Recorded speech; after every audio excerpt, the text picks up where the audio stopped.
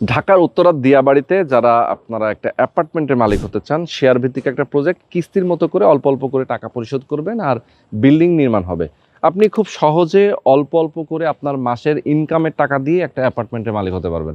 যারা প্রবাসে আছেন, যারা বাংলাদেশে আছেন, যারা চাকরি করেন, ব্যবসা করেন, যে পেশারই আছেন না কেন, আপনি সহজভাবেই এখানে একটা অ্যাপার্টমেন্টের মালিক হতে পারবেন।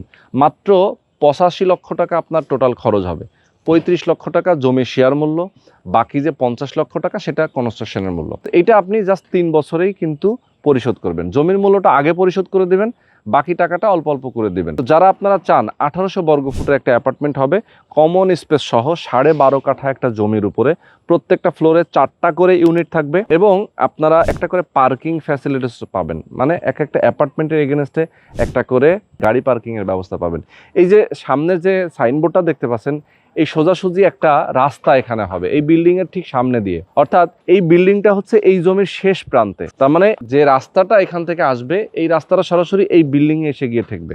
অর্থাৎ 30 ফিটে একটা রাস্তা।